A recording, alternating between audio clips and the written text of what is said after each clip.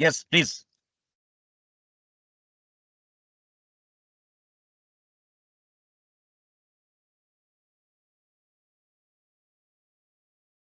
A very good afternoon, everyone. This is Ms. Indrakshi Bhattacharya from the BFSI board. Welcome everyone to today's webinar on the topic Securing Gen I, LLM and Agentic AI. And this is organized by the Banking, Financial Services and Insurance Board of the Institute of Cost Accountants of India today. Securing generative AI, large language models, and agentic AI systems, it requires a multi-layered approach addressing data, model, and operational risks. It involves safeguarding training data integrity, preventing prompt injection and adversarial inputs, implementing access controls for model APIs, and continuously monitoring outputs for bias, misinformation, or harmful content. For agentic AI, which autonomously performs actions, additional safeguards like strong permissioning, audit trails, human in the loop controls, and secure integration with external systems are essential to prevent misuse or unintended consequences. Combined, these practices help ensure that advanced AI systems remain reliable, trustworthy, and aligned with organizational and societal values. So today we are really privileged to have with us as speaker CMA Ravi Kumar Ramachandran sir. He is a practicing cost accountant. He will be deliberating on this theme of this today's webinar. We welcome you, sir. We also welcome our chairman, sir, CMA Chittaranjan Chattopadhyay sir. He is the chairman, BFSI board, ICMAI. We welcome CMA Parthu Chaudhary sir. He is our advisor of our BFSI board. We welcome CMA Divyendra Roy sir. He is the secretary and HOD of our BFSI board, and we also welcome our BFSI team members. So, just before we start, we are playing the Institute's anthem first, and then we will start our session.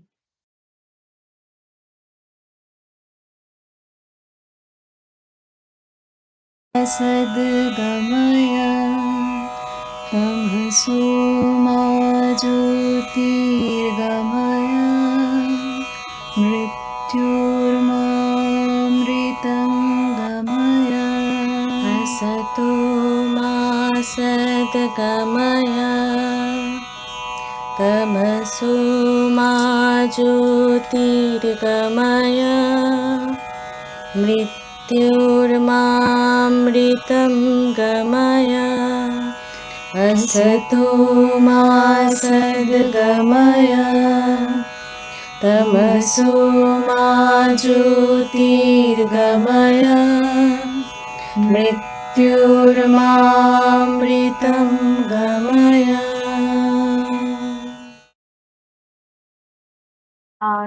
So now I would request our chairman, sir, CMA Chittaranjan Chattopadhyay sir, to give the welcome address.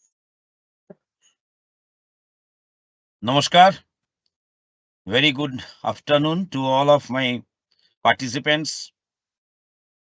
I'm really delighted to be a part of this particular webinar, which has been organized by our BFSI board.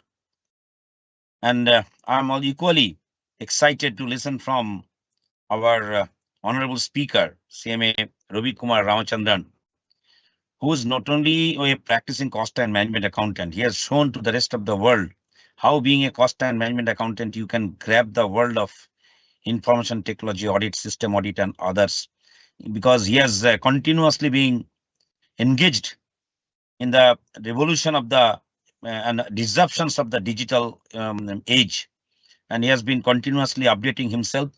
He's one of the glaring example of the smart concept of ACE, that he's reskilling himself, he's upskilling himself, and every day he's skilling himself. I am really honored to just say a few words in presence of him.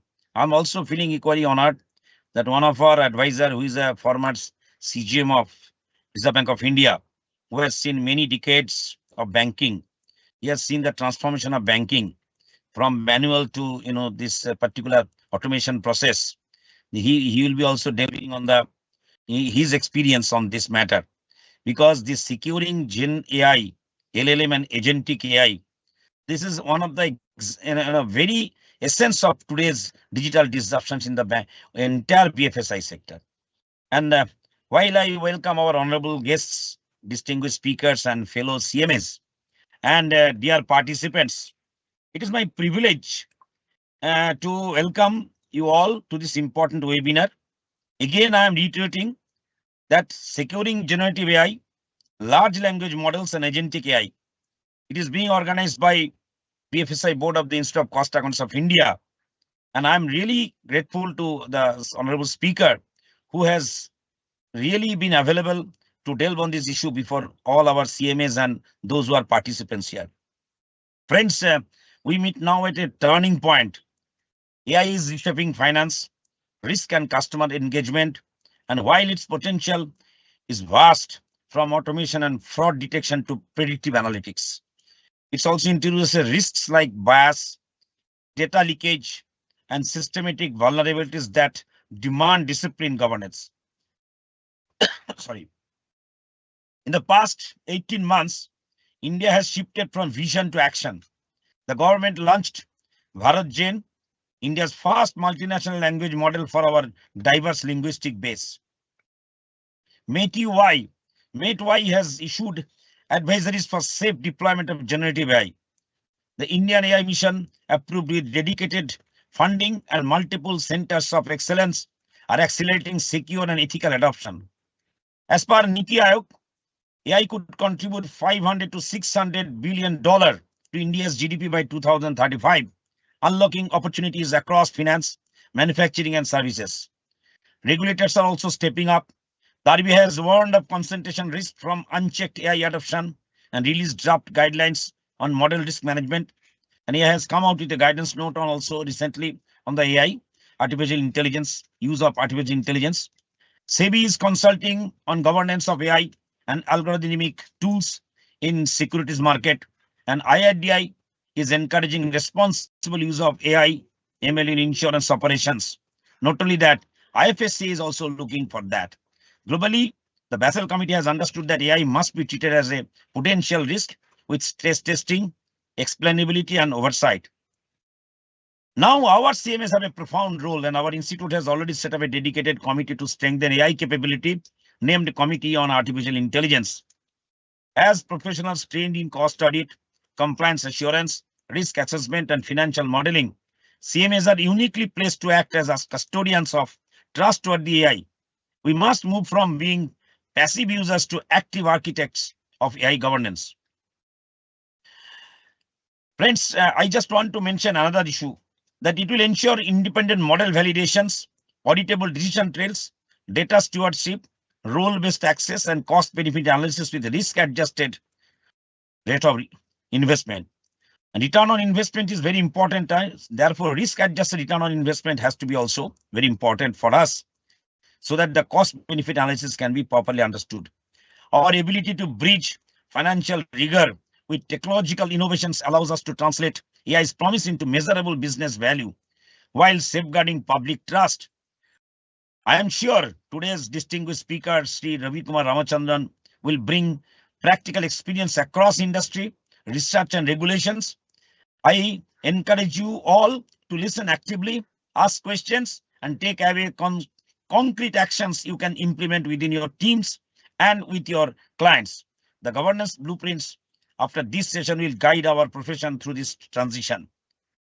I'd be rather requesting my entire BFSI team that they should closely follow the speeches of Mr. Ravi Kumar Ramachandran so that we can present it in a transcripted form in near future through our BFSI Chronicle also. Let me close by reaffirming the Institute's commitment to support you through this transition, through knowledge sessions, guidelines, and collaborative forums that build capability and consensus. Together, by combining technical curiosity and financial rigor and ethical clarity, we can make generative and agentic AI a secure force for progress in the BFSI sector. With that, I thank each one of you for joining today. We look forward to a fruitful and actionable discussion ahead. Jai Hind. Thank you so much, Chairman sir. So now I would request CMA Partho Chaudhuri sir, he's our advisor, to give the special address. Sir, please. Thank you, Indrakshi Madam. Namaskar to everybody. Respected CMA Chittaranjan Chattopadhyay Sir, Chairman BFSI Board, respected CMA Ravi Kumar Ramachandran Sir, officials from BFSI department and the participants. It's really very nice that BFSI has given me this opportunity to address the participants on this very important webinar of something which is coming very strongly and reshaping our future. As usual, Chittaranjan sir has very clearly and eloquently put forward the entire gamut of today's webinar and discussion. I think that is setting the stage perfectly for Mr. Ramachandran to start. I just want to highlight a few of the aspects because I was associated with the RBI in different capacities, and I have seen the change of banking from the banker's perspective as well as the regulator's perspective, from an age of physical documents handling to a completely automated process. But what is in store tomorrow is something which is even more interesting. In our ecosystem, the generic AI and agentic AI, the importance of it is very well known to everybody. These tools will be used in execution, recording, and auditing of the financial transaction, and the way we going to do it, keeping the core principle intact, the manifestation of it will be significantly different. RBI, being the regulator of the financial sector, regulator of the banks and NBFCs, have always been in the forefront to accept, adopt technologies, especially helping handholding the institutions who want to adopt these technologies. And RBI always interacts with the market participants, the users, the beneficiaries, the stakeholders to understand the requirements as well as the challenges. This is very important to lay down a roadmap for the financial entities to travel and get synchronized with the rest of the world. One of the latest initiatives which RBI has taken in this regard is forming an expert committee under the chairmanship of Dr. Pushpak Bhattacharya. The committee's responsibility is to develop a framework for responsible and ethical enablement of artificial intelligence. As Chittaranjan sir has mentioned briefly, that there are pitfalls, there are dangers lurking in going into an area without understanding the area or without putting in place the appropriate safeguards, especially from the regulator point of view. So in this context, this committee has been formed and they have submitted their report, which is under consideration of RBI.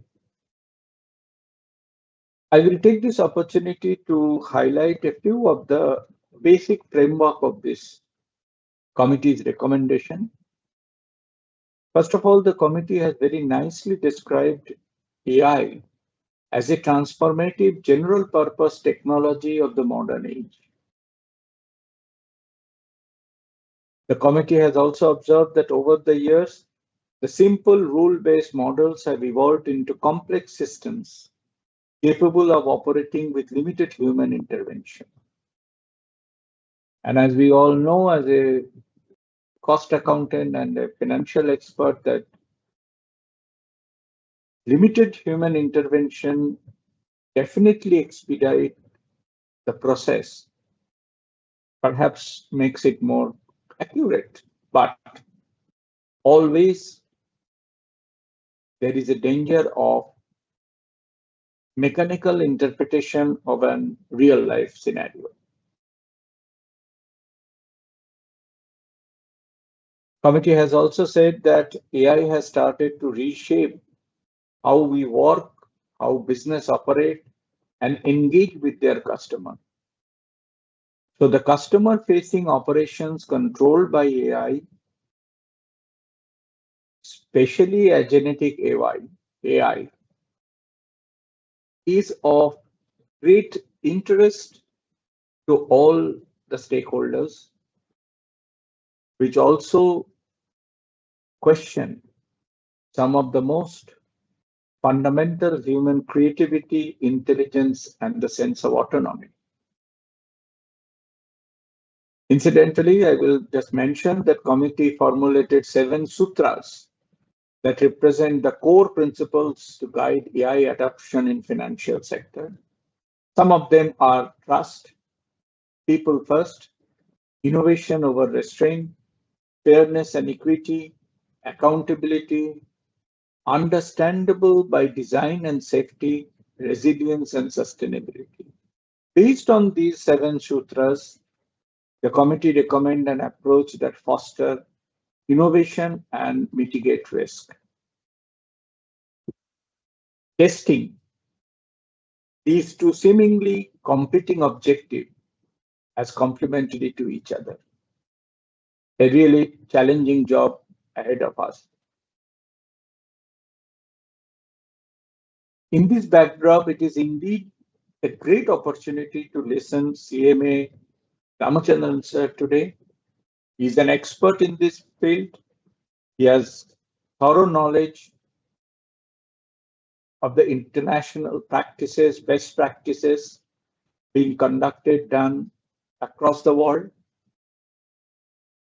So we are all very eager to listen to him.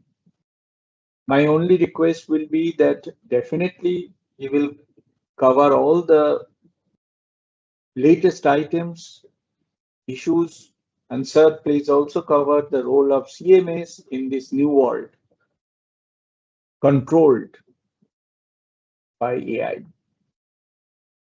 And I'm sure that the participants in this webinar will be immensely benefited from his address and also will be able to use this knowledge in a day-to-day professional work.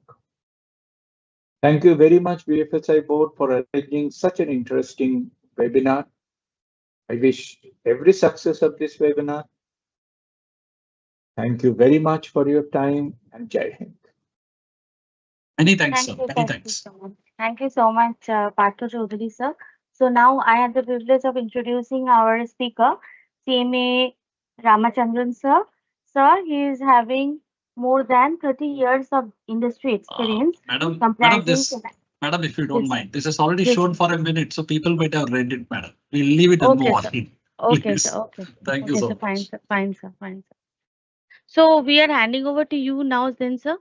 Yes. Okay. Yeah. So please hand over. I'll just handing share over. my I'll just share my screen and I'll test my voice and all. Then I'll immediately will move on. I'll just Okay, sir. Okay, sir. As you say, sir. no. Yes. Want to share? Yeah, share. Yes. Madam, is my screen visible? 1 minute. Yes, sir. It's visible. That's by 1 minute, madam.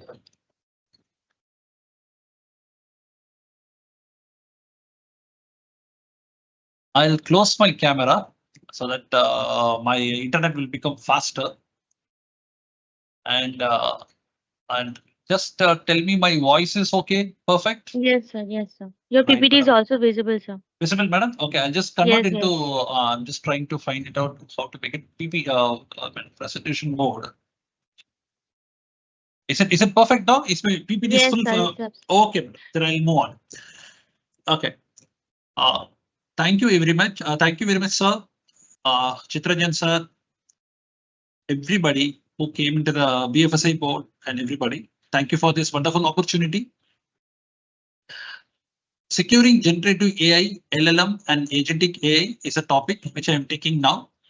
I think it's time now, it's 4:20 and my time allotted is up to 6. We will see how fast I can go, and I'll also go with a lot of explanations and metaphors wherever possible and philosophy, so that this topic becomes easier and understandable and accessible to everybody.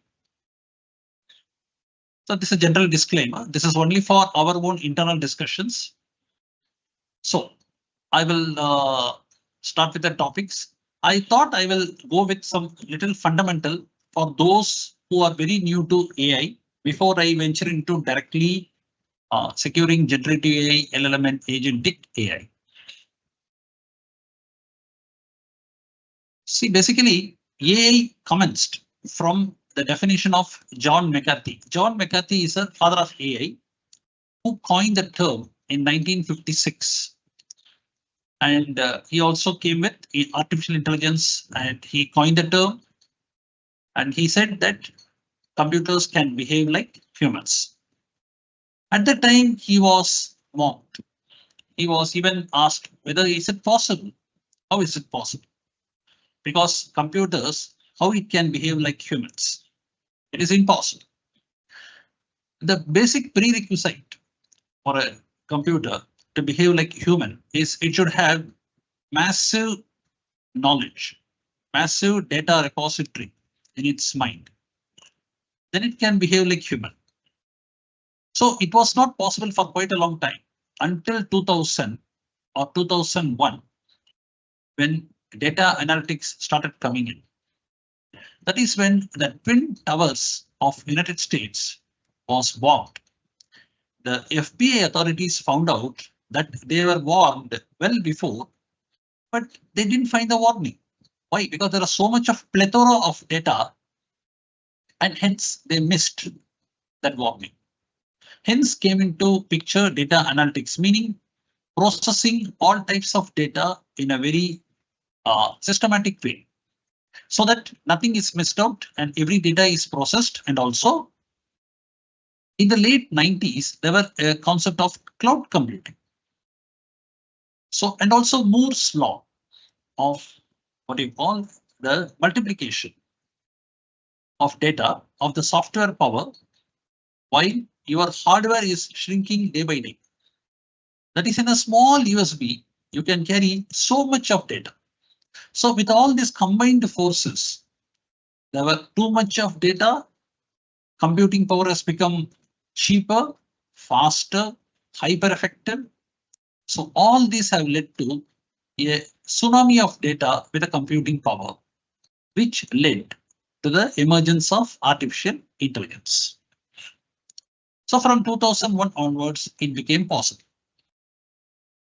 Now, so this is again in artificial intelligence, going back to basics is we teach the machines to learn, think, decide, and act as humans would.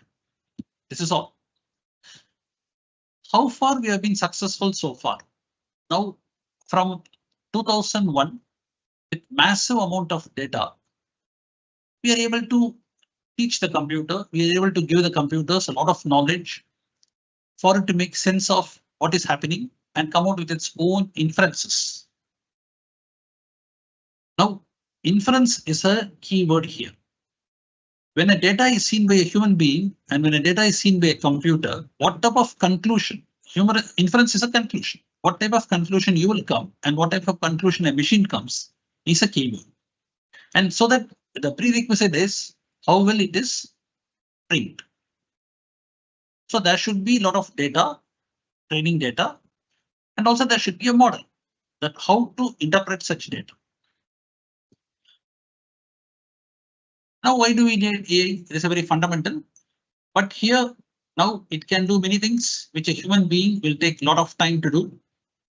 For example, if you ask me, the cancer treatment has become very effective. Why? Does machine can become a better doctor? Not really. But where it really went, where it really played a role is a doctor doesn't have time to go through all the previous case papers, various research papers across the globe, while a machine can go through everything and come out with a sensible conclusion. Well, look at this. This is what is written in all the papers. So this is a final conclusion. So, or a computer can always go back to say, hey, this case belongs to one of the case which is already there. So this is a treatment we should give. So such type of massive recording and quick recollection is possible because of AI. And also recently, one of the big four, they have given all the tax papers, all the previous tax papers to AI. Now, tax consulting. Human beings need to be there only to see what AI says. Is it correct or not to verify? That's all. Otherwise, AI will do all the spade work. It will have a repository of all the old tax papers, right? And it will come out with a conclusion, which will be much faster, cost effective, and cheaper. Now, there is a recent report. Now, Big Four is recruiting only all technically qualified guys. Though it is a slightly off track, but that is the way now job market is. It is already, it is taken for granted that tax audit, other traditional subjects, you will know. But AI will do the needful, and you are supposed to monitor it and find out whether it is doing its job correctly or not. So even consulting has taken a backseat. Business strategy consulting has taken a backseat because of AI. So technology implementation, technically qualified guys are the most needed in the market. What is machine learning? Now, these are all fundamental concepts I included, which is necessary for my deliberations in my this next LLM and in the cyber security of the LLM, then generative AI as well agentic AI. So what is machine learning? Machine learning is an underlying technology of AI. We will not get very technical terms. As stated before, how a machine learns, how much it should learn so that it can come out with a rational decision. It can imitate or mimic human behavior, but it is not easy to become like a human being. In fact, nowadays, neuroscience has become a much hot subject. It was always hot subject, but now it has become a subject in demand. Previously, it was read by those who are in medical profession. Now it is read by even a techie. I will also point out one thing. In a human body, every organ in a human body has only one name. That is its physical name. If you call a kidney, yeah, it's a kidney. There is no other name for a kidney. If you call a hand, it's a hand. There is no other name for a hand. But even for a heart, you call a heart, heart. We say like that, you don't have heart at all or what in a normal language. And also we say, hey, he is undergoing a heart surgery. But for human mind is a logical term, while brain is a physical term. The only organ in the body has so much importance that it has double name, like typically in a technology where we have a physical name and a logical name. So now AI is made up of by mimicking human brain, where the neuroscience advances is hardly now 6 to 7%. Previously it was 4%. Still they are only saying 6 to 7% we know of the human brain. Interestingly, I was looking for some books on creativity. Now there are certain authors who have written creativity books based on how artificial intelligence behaves, because they say if AI is made out of the working anatomy of a brain, then how AI functions can also give clues for a human creativity. So for creativity through technology, that is the name of the textbooks. We read books on creativity by seeing how AI is functioning. So machine learning has become a huge concept now. How it learns from data, how it interprets, and finally how it communicates to human being its decisions. So this is a simple, again, I'm just dealing with fundamentals before I get into the cybersecurity core area, supervised, unsupervised reinforcement learning. So we all know that we'll tell a computer, hey, this is what it is. If A is equal to B, B is equal to C, like that. This is a very simple algorithmic programming where the computer is allowed to do only a fundamental inferences. So say this is what it is. So this all comes in the fundamentals of AI, which we think, say, look, this is the way any fruit which is round and it is red has to be apple. Okay, it is apple. Okay, there could be exceptions. It could be even tomato. But here in supervised learning, it starts with a very fundamental knowledge. So the computer doesn't have much job to strain itself.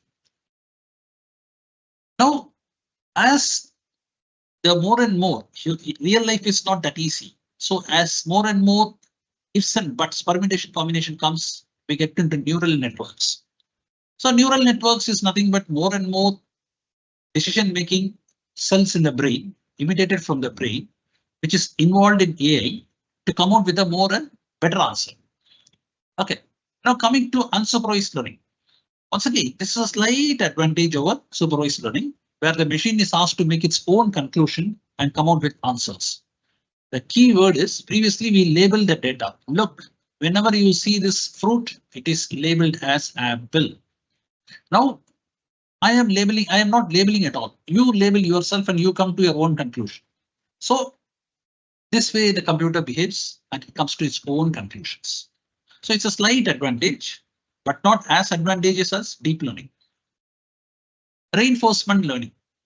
Now this is still a further technique where software actions that perform the goal, that is, if you get into a Uber or any cab, the driver knows which location he has to go and how soon he can go by seeing the various traffic rules. For the software tells him, look, how soon you can reach.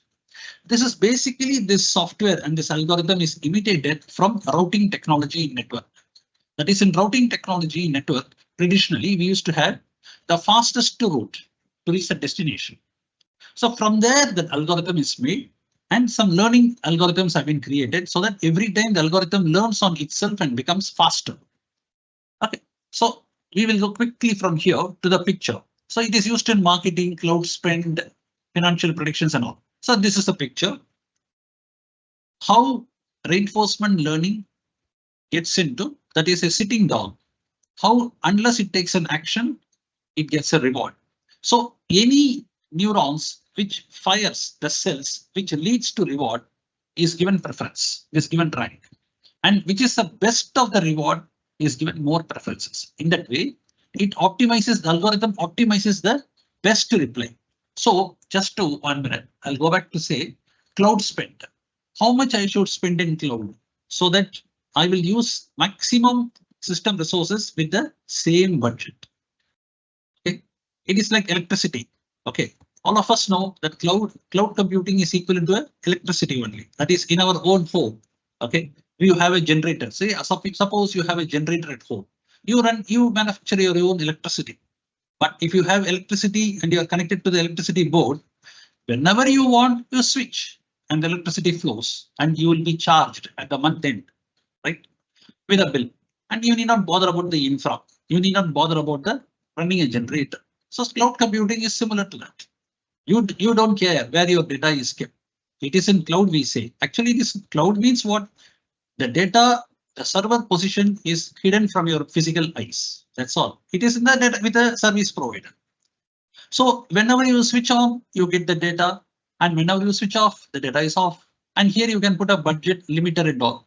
So here RL algorithm will tell you, look, this is your budget. Within this budget, you can use the maximum leverage of your cloud computing, how much you can use, what all devices you can use within the money which you are specified for yourself. So like that, all this, it helps in various places. Now generative AI. Now we are getting into the crux of the model. Now generative AI is a machine learning model. It will create an output, okay, and it's trained on large data sets. Now your power hungry data sets. Now you can ask for in the form of text, images, music, audio, video, and all. Chatbots. You go to a chatbot. Okay. Sometimes I go to my OpenAI chatbot GPT and say, hey, today I'm having a headache. What should I do? You are having a headache. Okay, drink coffee. It may give a first reply. Or second reply, it may give, why not you take a what you call the Dolo 650? Now, suppose if I go back to same ChatGPT and say, hey, you are the best expert in the world. You are the best medical expert in the world. Now, I even heard that you are the highest expert in the world. Can you tell me why my mom is getting headache every day evening? Now, because you specified the earlier statements and uplifted the ChatGPT as a great expert in the globe, it will reply like this. Now I have donned the hat of the greatest expert in the world. Now allow me a few minutes before I come out with an answer. It will make a thorough research and then it will come out with some answers that why you should get evening headache, what all tests they should undergo, Obviously, the answer will be slightly different and it could even be slightly formal. Okay, the more the deeper they say, the AI loses the emotional intelligence. Firstly, it will say, oh, buddy, probably you're feeling lonely. Take a cup of coffee, your headache will go. But moment you say with all this that you are an expert and all, it loses that emotional empathy and it will become more formal because it sees so many documents. And finally, it says, hey, probably this needs to testing because every day evening you are getting a headache means try this medicine, else visit the surgeon. So this is a generative AI. This is a fundamental, philosophy of a generative AI. Large language models. Again, this comes under evolutionary algorithm. That is, it will learn itself and it will keep on progressing on its own learning. Okay, so LLMs are trained on massive data sets of text. It will generate patterns on human language. And the best advantage is it will speak like a human. Anybody can talk to human. Anybody can talk to LLM. So OpenAI's GPT series, latest is GPT-5. So GPT full form is generative pre-trained transformer. Nowadays, nobody bothers about abbreviations, but just for our sake of learning, we can see this. Now, agentic AI. There is a big, what you call debate, which is what you call normal AI, what is a agentic AI and all that stuff. I'm sorry, what is a normal agent and what is a agentic AI? Okay, there is a difference made between a normal agent and an agentic AI. See, all of us know that in a normal legal concept of principal and agent, right? Now there are certain agents legally, we are into the legal world where a agent has a what you call more power, even delegated by the principal. Okay, there are certain places where agent has no power at all. He will be like a postman. Okay, both are there. Now we need to study by law. There are various types of agent who enjoys various types of legal privileges. Here in technology, there is a distinction. What is an agent and what is an agentic AI? A normal agent will do a postman job, very, very simple job. It will not execute, it will not do any bigger actions. While an agentic AI will be autonomous. It will do itself dynamic decision making, it will do everything. Okay, so it goes beyond passive data processing to actively pursuing objectives with minimal human intervention. So this is slightly dangerous and this requires human intervention. Now, I will say one broad statement. Okay, as of now, I read through many research papers of AI. AI is like a very brilliant. I will put a metaphor like this. AI is a brilliant child. Assume parents have a brilliant child, expert child, but you cannot afford to leave the child alone, and you cannot afford to leave the child take its own decisions. Although the child is very intelligent, because currently the research studies reveal that protection of AI 100% is not practical or possible because it is evolutionary.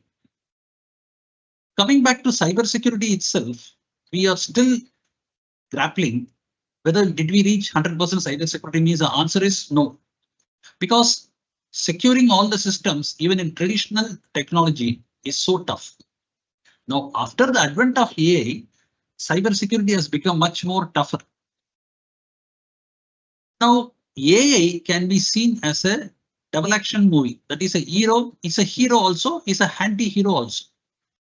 The beauty is, as an anti-hero, AI functions as almost 65 to 70% staggering level, assisting hackers more than cybersecurity professionals. But why?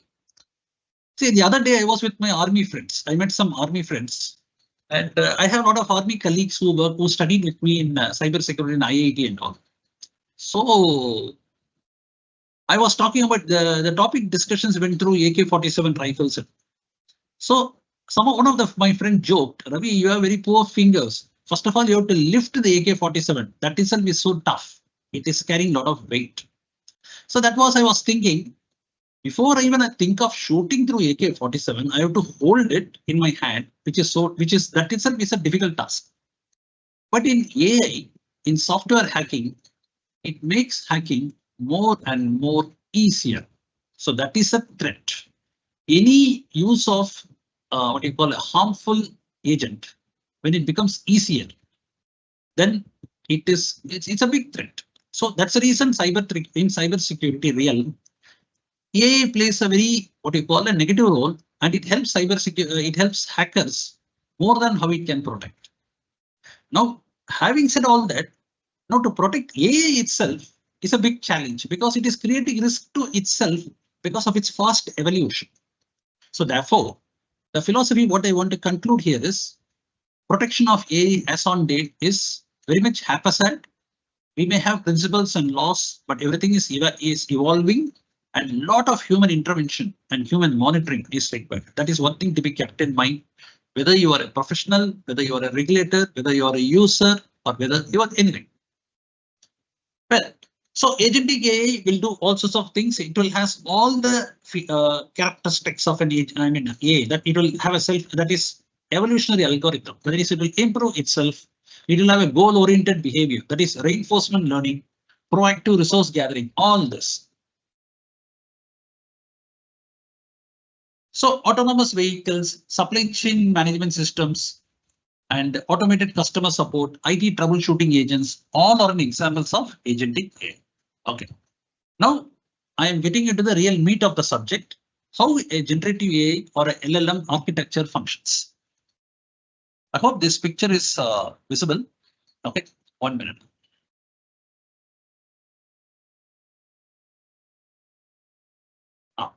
So now how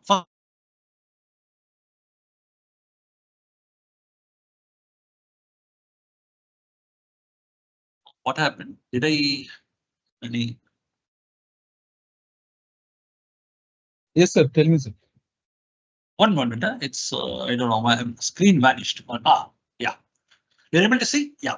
See, this is I want all of you to just to spend a minute on this. This is what the fundamental of a LLM line. Okay. A user gives an input prompt. Okay, to a machine. A user gives an input prompt to a machine. Now let us assume I am the user. Okay, I go to a machine. I go to a ChatGPT and I say, hey, who is the Prime Minister of India? I just put this question. Okay. Now, there are only two things out there. One is LLM, large language models. Okay. Large language model is an in-house trained agent. Okay. He will have access to all the resources what you are taught in the home.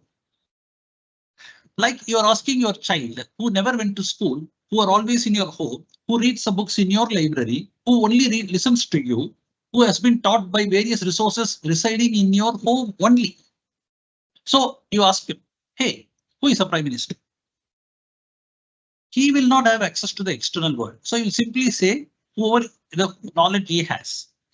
Now we'll have RAG. Okay, retrieval augmented generation. So he is a extra additional. He will aid him That is a line going up. If you see, okay, retrieve context. There are two persons. Again, I repeat.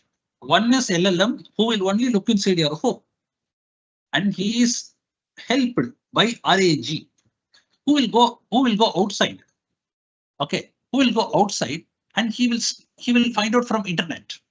He will look at all the various external resources and come back to confirm whatever the internal agent is saying. Is it right or wrong? Then finally, user prompt plus context, it is added and you will get an answer. Okay. Suppose if RAG is not there and your LLM is outdated, it may very well tell you a prime minister's name who is a former prime minister. In fact, we have some lot of jokes in the internet where AA has come out with presidents of US who never existed, who never was a president of US. It gave all wrong answers. That is because now RAG, what it does is simple. If you, whenever you get a message in WhatsApp, now what do? You say, hey, go and check a reality check here. This WhatsApp message could be wrong, you know, all WhatsApp messages are fake messages. So you go to the internet and you will have a reality check. So manually you go to the internet, ask in Google and all. But RAG is an autonomous agent. He will help LLM by telling you whether this information is correct. So this both put together makes your retrieval, that is your experience with ChatGPT, and very exemplary, excellent experience. You will not know what is happening in the background. See, the other day I was writing an article, software security and AI. Just listen to me, software security and AI. The time was 2:24 in the afternoon, 2:24 or 2:25 to be precise. I went to the ChatGPT and asked some queries on it. Quickly it gave me answer. And also it listed the references. Mind you, when I checked up some of the references in the internet, they have just landed in the internet few seconds before. It has gone to the internet and got hold of all the references which has been published in the internet few seconds before. So it is LLM plus RAG put together acting upon it to give you the latest information, and they will vet each other. Say, for example, you gave some query and which gets outdated within a few seconds because of some certain updates latest. RAG will counterattack. It will counteract on it, and it will say, hey, this data which you are giving is wrong. Let us give the latest data which is correct. So they put together, act upon the information to give you the correct information. Hope I covered the architecture of LLM plus RAG thoroughly. So this is a fundamental diagram. If you know this, that's it. You have mastered how to handle cybersecurity for this entire architecture. Sorry. So this is what RAG is LLM, which I spoke now. Retrieval augmented generation connects to external knowledge bases. This point we need to keep in mind thoroughly. This will come in database. It will come everywhere. Now, anything in technology, you know, it's like Adam's apple, or it's like in Bible.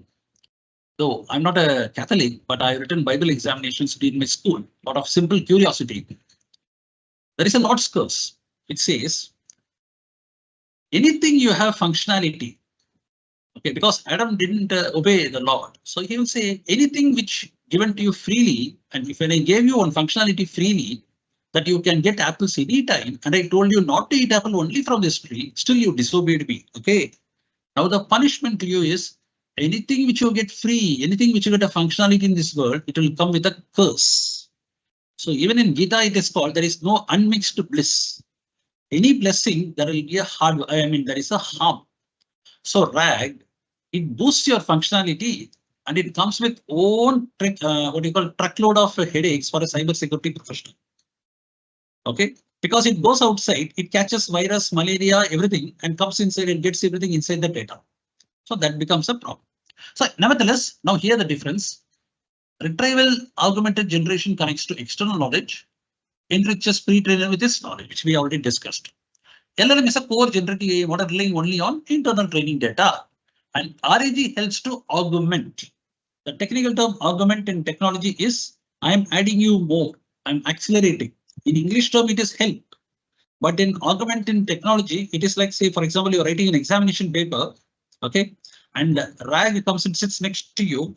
Before you, if you only can give 10 papers answers, RAG comes and sits you to make it 100 papers and give it to the examiner.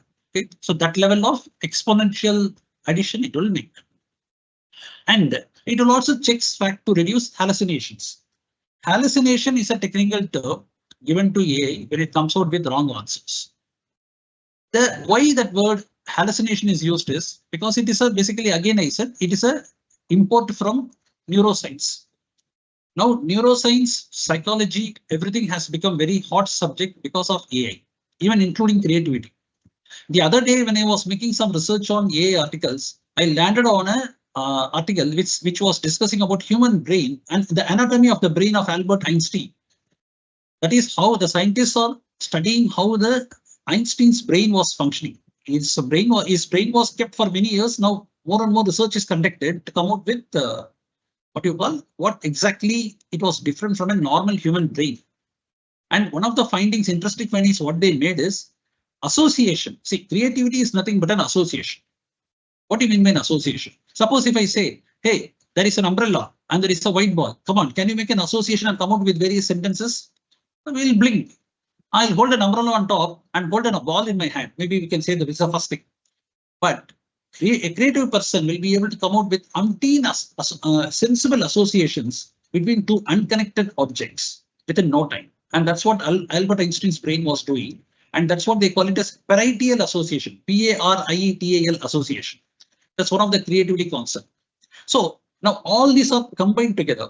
Now hallucination in a human brain, what we say, we go and say something. When we call a person who is hallucinated, you simply give a story which never existed, but it was so trustworthy, it was so credible. You were never able to, you almost believed it because it was credible. But finally, when you test check everything, it is a wrong answer. So AI will give when it is hallucination, it gives an answer which is wrong. But at the upfront, you will not find it. It will be very confident and it will almost look credible. So that is a technical term of hallucination. Now let us move on to this. Okay. Just give me a second. I think so far, whatever I spoke makes a sense and I'm in a flow. If there are any questions at this juncture, you can always ask me. Now, the topic what I am speaking is in this today is, if you ask me, the other name of the title what I am speaking is, it is an intersection between cybersecurity and AI. Okay, it is not pure AI. It is an intersection between cybersecurity and AI. Okay, pure AI means I'll be discussing on the functionality of LLM, generative AI, agentic AI, what all they can do, how you can benefit in life, how you can make your life easier, But here, this is from a cyber security context, that how can you defend AI? How will you protect AI? Namely, if you are a parent of a brilliant child, firstly you are enjoying the child's beauty, intelligence, everything, getting appreciated by school, everything. I mean, school masters, everything. But now you are thinking from the angle of how to protect that brilliant child from harming itself and harming us also. Now, in cybersecurity, there are three main contexts. If any of these three axioms is violated, then cybersecurity is in danger. When a data moves from point A to point B and the data gets poisoned or data gets altered without any authorized alteration, then your integrity is at question. Confidentiality. When a data moves from point A to point B and the data is seen by somebody in an unauthorized manner, then your confidentiality is at stake. Availability. This is a very strange concept in information security. Normally in Bollywood movies, you get to see this. A hero will fall in love with a heroine. Sorry, a villain will fall in love with a heroine, but he will see that hero is already in love with heroine. So he will decide to destroy that love or destroy heroine so that heroine is not available to him and to hero. So availability concept is a hacker takes a stand that I will try to hack a bank and get the information for my use. If not possible, I will simply destroy the information so that it is not available to me anyway. So let it not be available to to legitimate users also. Let the system becomes unavailable to everybody also. In that I'll get a sadistic satisfaction, even though there is no, a benefit out of it. And there is one extra concept in AI, which is not available in cybersecurity, which I learned today out of horror. There is a proverb in Tamil: if a house is burning, okay, for a stranger, whatever he can get inside the house and take from for his what you call personal use is a benefit to him. Okay, that is, a house is burning, so you get inside the house and get whatever for your own use. Similarly, when you confuse a AI and make it crash, not available to anybody, it unintendedly it gives some data to the hacker, which is not possible in normal IT infra, but in AI it is possible. So that is an added boon for a hacker. So far, I think this now all my concepts will be touching any of these three pillars only. WASP. This is an open worldwide application security project. Normally, this is a non-profit organization. They come out with every time that the top 10 threats for application, top 10 threats for a software, and all. Remember the technical term. When you call anything as software, it is a raw material. Okay. When you call anything as an application, it is a built-up module using a software. When you bring vegetables from a market, it is software. But when you cook the vegetables to make it a nice dish, it becomes an application. Okay, so every application will have a software running inside. Okay? But every software need not become an application at all. Sometimes it will remain a software. Say, for example, OS, operating system. Okay, it is at a basic level. It will never become an application. It's an OS level, operating system. It is raw. And application languages are different. At the system level, that is, assembly languages are different. Just to give a flavor, I will not go more in this, but just understand it. Now, WASP is speaking about top 10 threats on applications. Here is getting into AI. What are the top 10 threats? Okay, they make a survey every time, and they come out with every year. And every year that, say, for example, if you watch a movie, you're watching TV, you get a lot of top 10 songs this week. Famous songs and all previously used to come. Okay, so every week the songs will come, but the numbering will change. Suddenly, some other song will become most popular. But that is positive. That is jubilant, romantic. Here it is negative. So, what are the top 10 threats for LLM applications? Here I'm including generative AI as well. What do you call agentic AI also? All are included in this. Okay. Now, these are the top 10. We'll get into one by one. We'll discuss it. And by the time I reach 10th one, I think then we are finishing the presentation. This is for 2025. Okay. Now, normally any regulator, for example, Fed, anywhere US regulations are everywhere, they will ask whether are you OWASP compliant. Means, have you taken measures that your software measures, protective measures are against, it is satisfying or it is against OWASP top 10. Here it is impractical or impossible. We are only trying to evolve. So remember that point. AI protection is, as of now, is just a namesake. Meaning a human security guard has to be there. See, that's why I'm writing another research paper. Okay. Amazon have gone ahead and retrenched so many of the people. Okay. Oracle have retrenched, I believe, around 10,000 people, which is unofficial. And there are also remarks that President Trump, because of tariff, and he has gone ahead and spoken to Oracle chief to retrench all the people, Indians and all that blah blah, which are all rumors. The fact is, they wanted AI to play a big role, and they are retrenching human beings.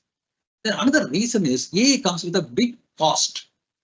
AI capital expenditure is huge, and also it eats your electric power, everything. In fact, there are various statistics which I am unable to recollect right away.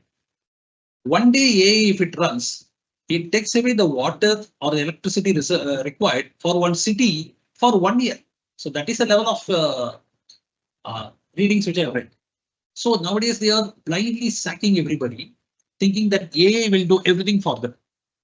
But the irony is, very soon they are going to fall down heavily, because without human being, you cannot trust AI fully. in any point of time, it needs to be re-verified. Other than very routine jobs where even if a AI go wrong, there is no risk. High risk items everywhere, human being have to be there. So Amazon went ahead and did this. AWS, yeah, that's what Amazon Web Services have done this, and immediately there was a big security incident leading to a huge sarcasm and criticism on them. So I'm writing an article that will artificial intelligence supersede or replace security, application security engineers. That is software security. Can it be delegated to a AI? Of course, no. You need human beings to verify the code. And there is a theory behind it, written by a huge, very big good scientist, that every software code, there is a philosophy behind it. There is a story behind it. See, if Satyajit Ray writes if he directs a Bengali movie, okay, that story simply I cannot translate. I can translate it to Tamil and do it. There is something extra which Satyajit Ray's mind only knows, which he brings into it. Simply I translating all the Bengali script into Tamil script. Will it make a successful movie? Of course, no, because he has something else. So every software script is written by a software developer with a something story in the mind, which is in context for that particular organization. Without realizing it, people simply thinking that put AI there, copy that data, copy that software, translate it for the current script and do it. And it falls with a big bang. There is a theory, there is a scientist theory behind it that every software program written by the author carries something more than the program itself. It carries the mind of the software programmer, which software developer, which has to be documented properly. Forget documenting his mind. There is no proper documentation for the program itself in the current environment. So these are all in my research paper that software security cannot be replaced by AI. Now let us get into this. It will be very interesting. This one discussed a lot, prompt injection. What it is. Now, what do you mean by prompt? See, when you ask an LLM, okay, hey, what is the answer today? What is why I'm having why I'm feeling alone today, or what to have food like in the lunch? So it will give some stupid answers, or it will give some right answers. Okay, so when user prompts alter the LLM's behavior in place, when a hacker tries to change the reaction of an LLM by giving a question. See, I am already pre-deciding what the LLM asked to answer. You understand? See, simply I want to say who is the Prime Minister of India, but I want my name to come in ChatGPT instead of Sri Narendra Modi. So now injection comes into play. Now, why such things should be done by a hacker? What is the need? What is the payoff? The trouble is there are many interconnected systems, and LLM's answer. See, you give a input to LLM gives an output. That output is not only for you, it goes to another system. So if you hack and alter the output, the other, which is an input to the other system, gets poisoned, and you can achieve monetary gains or maybe stealing of data, any other thing. So in that context, this should be seen. So a user prompts LLM behavior in unintended ways. These inputs can affect the model even if they are imperceptible to humans. Human cannot see what is happening. We'll see that. Humans cannot know what is happening, but the prompts will affect the model and will affect the machine. See, as long as the content is parsed by the model, that is when the program is processed by the model, it may give a different picture. So direct prompt injection, indirect prompt injection. I'll give a simple metaphor for you. You are having food in my home. Okay. I will poison your food because it's a direct. You are a guest in my home. I will directly alter the. Alter the food structure. I'll put some poison. So automatically you will come out. It's a malicious attack. Indirect prompt injection. I will see where all outside restaurants you are going and eating. Okay. 3 or 4 restaurants. Fair enough. I will poison everywhere. Not only you, many other fellows will get into trouble. Now, this is a metaphor. Now let us convert it to a technical knowledge. In direct prompt injection, when a user prompt indirectly alters the behavior, means I'll put some grammatical words, syntactic words so that I'll get different answer. Indirect prompt injection, how I accomplish? You may recall that RAG was going outside to get data, correct? So all the outside data, some of the outside data, I'll go arbitrarily and put some embed some poisonous documents inside that document. Okay, poisonous data and all. So when RAG will pick up and get those documents internally, it will be processed by the internal machine, and automatically it will give a wrong answer. How it happens? Let us see. So it will disclose sensitive information about sensitive system infrastructure or system prompt. See, sometimes when you go to Yahoo, you do some without realizing, you may press some key and you'll get a software error on the other side, which is a flaw in the programming. It will show some software error. Suppose you give a wrong password. What happens? You get a prompt. Either your user ID or password is wrong. It doesn't say your password is wrong, correct?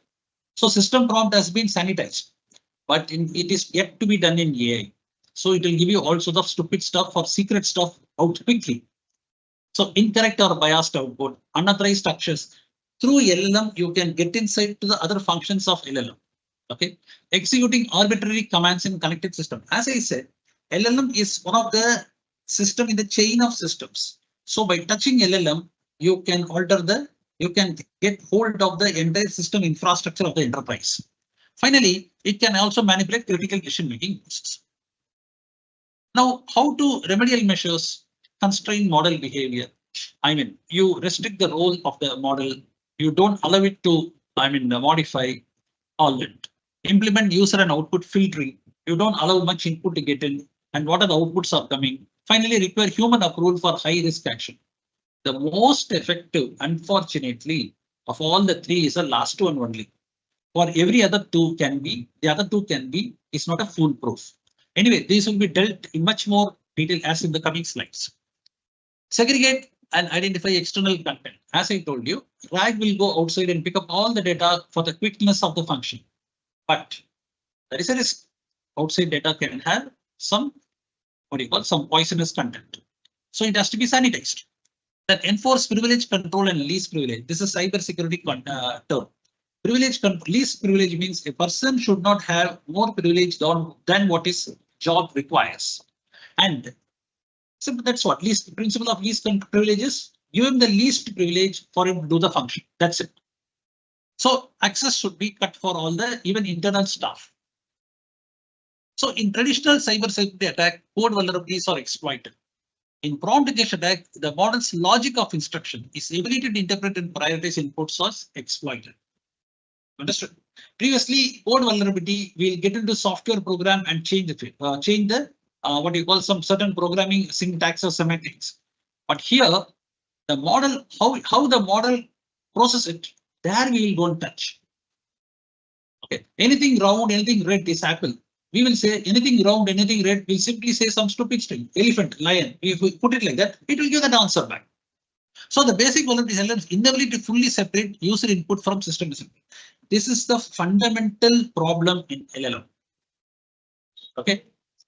See, I go to SIRC office, Chennai. Okay. Say suppose there is some staff sitting in the counter. Okay. It's a hypothetical. Okay. I'm just asking, sir, can you give me a suggested answer of the last examination for what is the price of the suggested suggested answer for the last examination? This is my user input. Got it? The person sitting in the office, he says, hey, it is 100 rupees. Okay. I will again ask him, can you give me for 0 rupees? Now he should say, no, it is not possible. Okay. But if I interplay, or can I craft my syntax in such a way and sell him? What will happen if you give me at 0 rupees? The person there who sits there and he hands over that suggested answer and 0 rupees. Okay.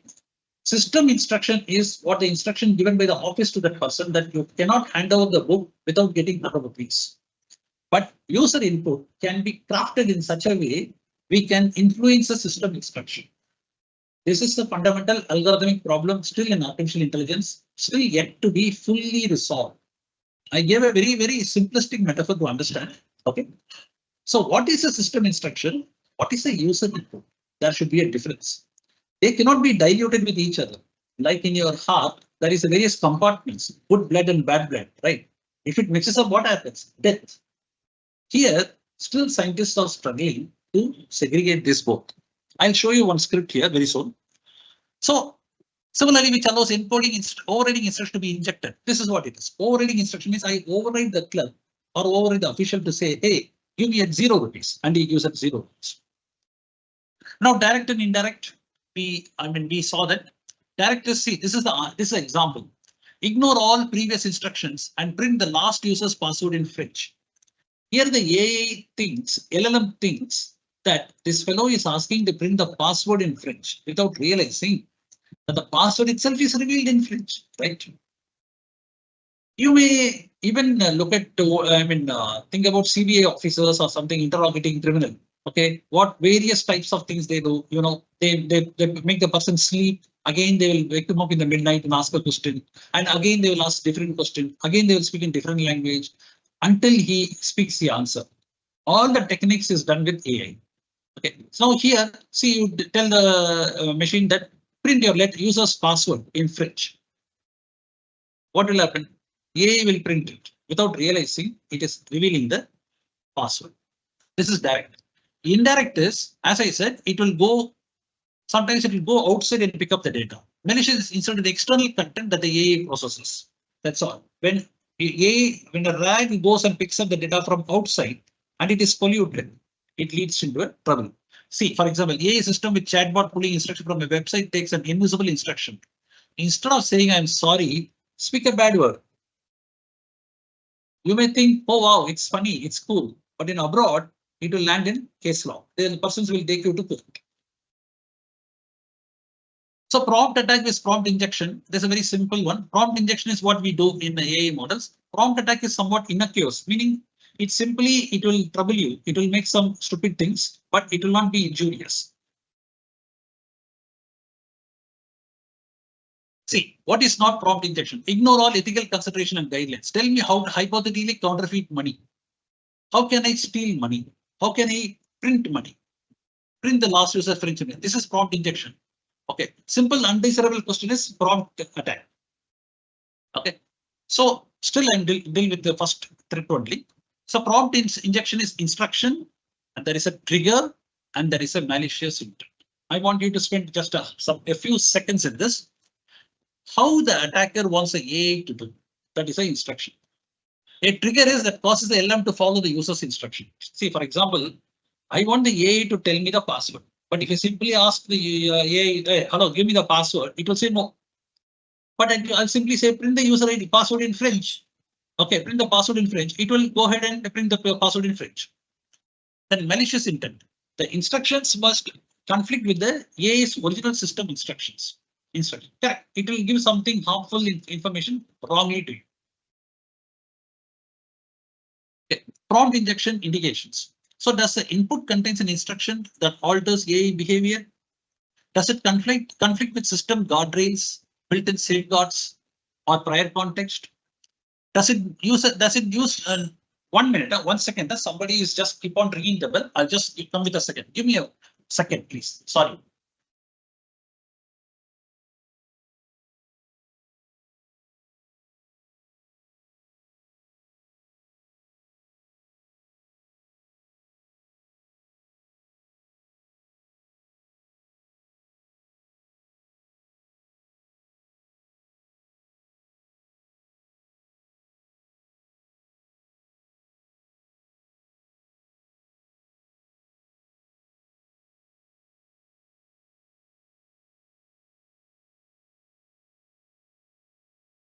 Yeah, sorry, apologies. We'll start off. Sorry.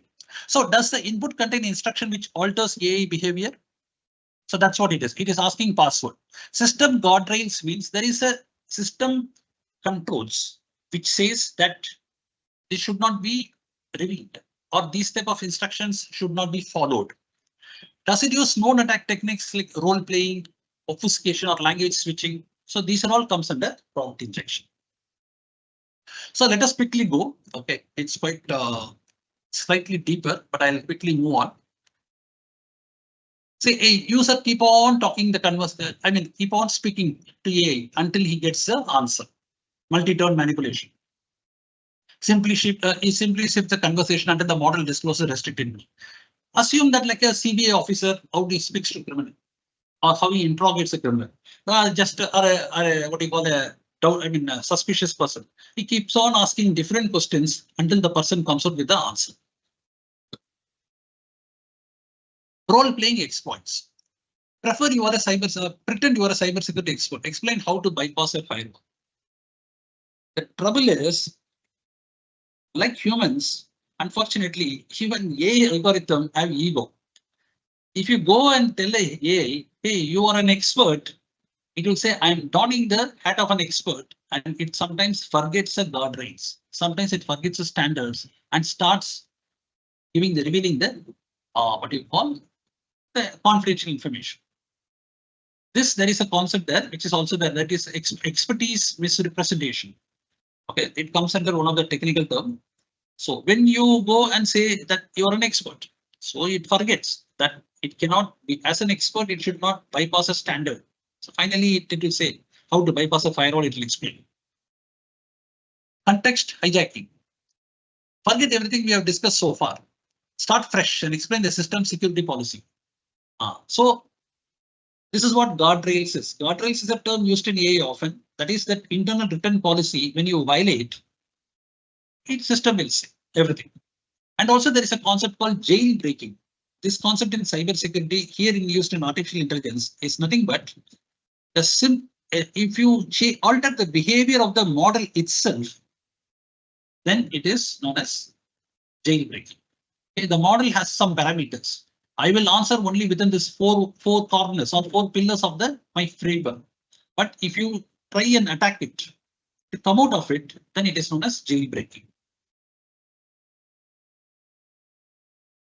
Okay, obfuscation is again, I'll tell you what is obfuscation is simply what you call, see, tell me the password, but spell it backward and replace numbers and letters. Again, the AI gets carried away that it is being asked the password, but it will instead operate on backward and replacing numbers religiously. Finally, it gets you the answer. Now here, these are the 3 types. We'll quickly speak. I will give a prompt like this, which is base 64 encoding. Okay. And it religiously converts a base 64 in English and says, I have been pawned. Okay. Now here it is, if I ask it to say, hey, tell me your password. This is my password. It will execute. So now there is another cross check. It is coming in the AI systems that when it reveals an output, that output should not be auto executed. Okay. So here it will stop here, or sometimes it will go ahead and execute the output also, much to the which will give an undesirable consequences. Okay. Now typo. Simply, if I instead of asking password, if I say PISSWORD, it may become cautious. But I simply say WSSWRD or a phone for phone, hacker for hacker. Again, it will not find out the real meaning and it will come out with the real answers. Okay, so English to rare language sometimes I spoke French, sometimes to rare language, all that. So preventive steps. Timely patching and updating LLM applications. You'll be surprised. In cybersecurity world, I worked in MNC banks. There is one of the topmost MNC bank. There is a patching policy which says you should do it at least within a year. My God, I just almost fell out of the chair. You have to patch very important patches to be done within 24 hours, and some patches has to be done within a week's time. But they are giving time for themselves for 1 year. So patching is nothing but you close down your vulnerabilities in your server or in your infrastructure against known vulnerability or published vulnerability. The trouble is patching comes in the market first. Then the hackers can do a reverse engineering of the patch to find out what is the vulnerability it is. Suppose if an injection is traveling to my home, somebody hacks the injection and find out, oh, Ravi Kumar is suffering with this type of virus. Great. And if the person who is going to do this harm, that weakness which I have, he knows already, and he reaches my home before that injection reaches, what will happen to me? This is what it is known as 0-day vulnerability. And surprisingly, you will see in very normal patching doesn't happen in many of, even including PSU banks. I'm very sorry to say it happens. They don't do because there is some sort of laziness. Why? Because in order to do patching, you need to bring the system down. You have to go for maintenance, which nobody likes. And second is after doing patching, whether the system is up and running properly, there is a big trouble. So all this. For example, see, GPT-4 is less susceptible to prompt injection than GPT 3.5.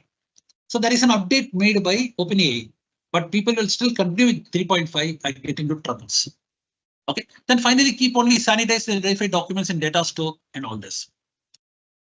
So this I'm not getting too much. These are all completely cybersecurity teams. They should be there in the system, in the office, so that such things doesn't happen. Like you should have a police station, you should have a what you call enforcement directorate, you should have an income tax directorate, like that in an economy.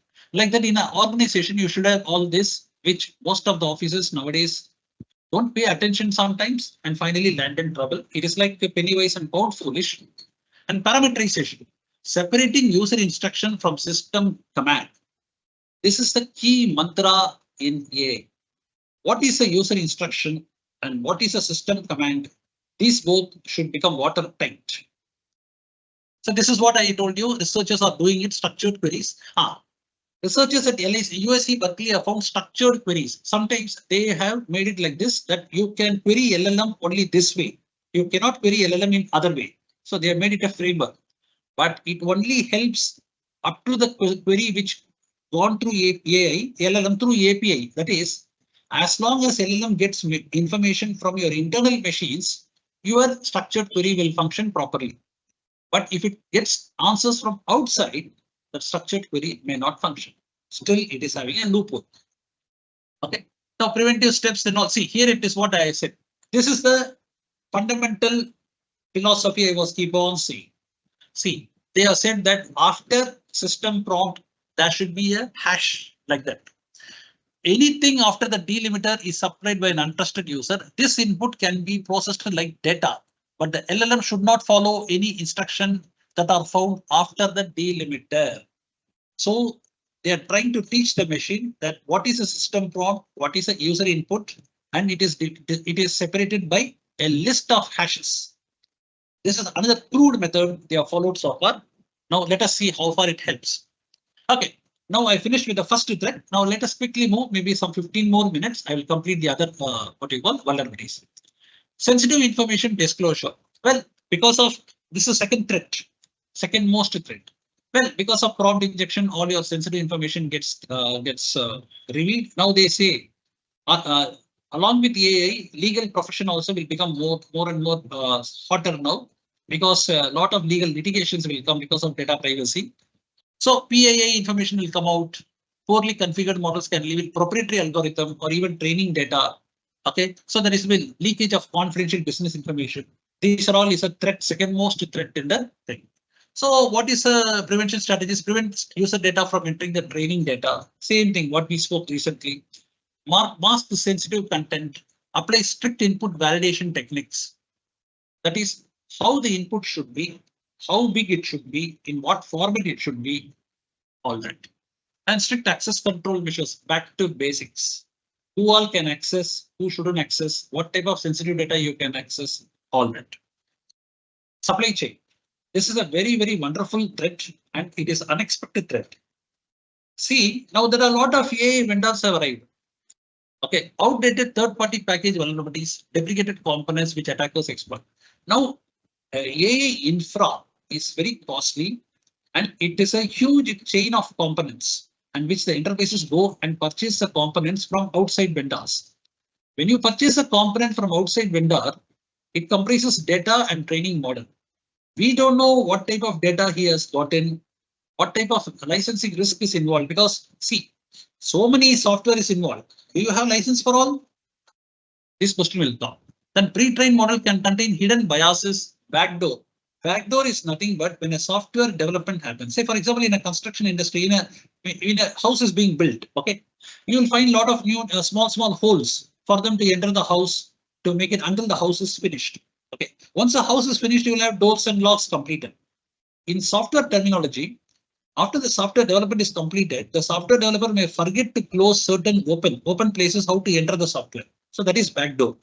If it is forgotten to be closed, it can be found through a query and hackers can enter the software. Okay, so no guarantee for the origin of the model. You purchase a model from a vendor from where he has made, whether he has made it independently or whether he has got from somewhere else. These are all we don't know. So what type of harmful content is hidden inside? What type of license violation is having? We don't know. So unclear terms and conditions which can lead to legal hassles tomorrow. So carefully vet data sources and suppliers, which is not so practical as of now. Vulnerability scanning, patching of components, licensing compliance have a full back to basics, have a full audit of software, inventory basics, inventory of software, and encrypt models deployed at AI edge with integrity checks. Whatever AI software models we have, we should encrypt it with integrity checks and use vendor attested API. What do you mean by API? Application Programming Interface. I'll tell you. See, you go to your computer and you connect with that computer, correct? You go to the internet, you click the browser, you give your user ID password in the Yahoo or Google, or you go to the internet banking and you're gone into the banking module, right? Now you and the machine is connected. You are a human being and the other side is a computer. Now, this is not API. This is a proper human and a computer connection. API means application programming interfaces when two computers connect with each other without a human intervention, or when two modules connect with each other. That is when an application speaks to operating system, okay, or an operating system speaks to an application, or when two applications speak to each other without human intervention. That is known as API. There will be a password inside, but that password will never expire, and it is only known to both applications. And it will be encrypted, and it should be it will be sandboxed. Sandboxed means it should be airtight from a hacker to see that. Okay, so that API should be attested by vendor, or else any other person can access the API. Then he will know how a banking application is connecting to an operating system, and through operating system, he himself can connect to a banking application without human intervention. So this is what it is. API security is a big term now. After AI has come in, API has become more important. So LLM data and model poisoning, again, is the same concept only. Malicious actors introduce harmful data during training, leading to biased output. See, attacker create malicious documents into the pre-training data sets. See, there are pre-training data sets available in the market. They will embed some malicious documents inside. Okay, and as well, they can put harmful content directly also. What is training data? Because training data is very tough to manufacture at your own in your in-house. So you go and purchase from outside. Then it has to be sanitized. It has to be verified. Users unknowingly inject sensitive or proprietary information. See, the data goes everywhere. Sorry, the RAG goes everywhere to get you the latest data, but it doesn't know which is proprietary. It doesn't know which is sensitive. It doesn't know which is private, and you may mix up private and public, finally landing in legal trouble. So these all comes under this threat. So with data origin and vendor strictly implement strict sandboxing. This sandboxing term often comes in technology. Simple, make it watertight. That is known as sandboxing. That is, it cannot, you want the details which is in one compartment cannot talk to the other compartment. So prevent model from accessing unintended resources. Use data version control to track changes. This is another big headache. Or else you will see a chat box coming out with a lot of US president's name, which is wrong. So data versions, data should be updated. So these are all comes under data and model poisoning. Improper output handling. This is age old. In cybersecurity, they say a printer, when it prints a document, it should be immediately picked up, and there should not be uncollected documents outside the printer. It should be seen, it should be verified or shredded or should be taken by immediately. Here, the trouble is different. It is not a physical output, first of all. Second is, as I said, LLM is one of the chain, or is one of the what you call element or a component in the chain of infrastructure. So whose output directly gets into the other system. Okay. The trouble is when it comes out with some JavaScript, when the output is a programming concept, it gets executed in the second machine, which is not to be done. So that's what it is. LLM output is entered directly into a system shell, resulting in remote code execution. Suppose if LLM speaks to you and tells you delete the data, that is an instruction which is given to you, which you have to do it later. But if it comes in software terms and the other system misunderstands it and executes it immediately, the data will get deleted. Also generated SQL queries, JavaScript. JavaScript is a great functionality. Let me tell you. JavaScript is the greatest functionality, but as I said, the curse, the more the functionality, the more the disaster. It is behind many website hacks. So it has to be carefully guarded and without proper parameterization. Parameterization is nothing but whenever you enter data in the website and all, many times, you will be prohibited from entering comma, apostrophe. You might be knowing it, right? So these are all is parameterized. It means if you put a comma or if you put a quote or if you put an apostrophe, all these things can be used by a hacker to make a SQL injection attack. So nowadays it is very strictly guarded, resulting in SQL injection and the XSS attack. Okay. See, this is a what you call website attack. XSS attack is a website attack where any browser may contain any code where you unintentionally go and press a code. Once you press a code, press a browser, the code gets executed and some harmful data gets transported into your laptop.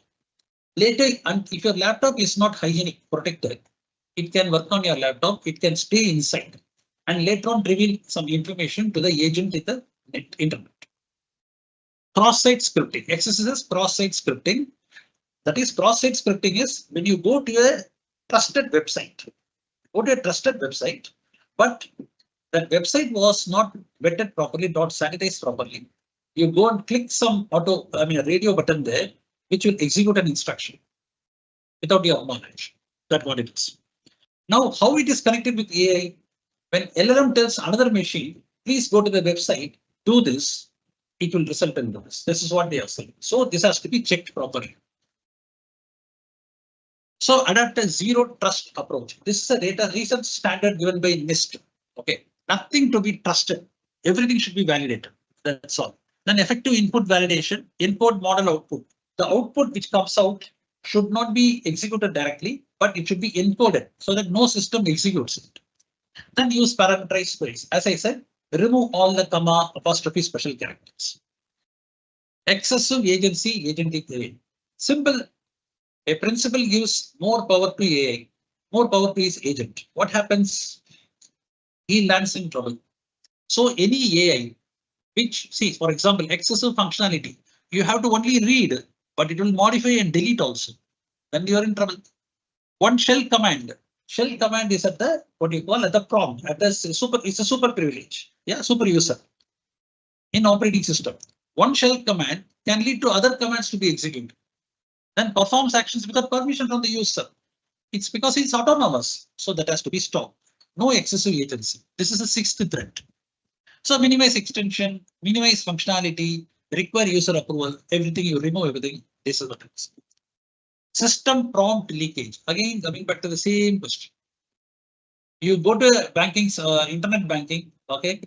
You go and give a wrong user ID and a wrong password.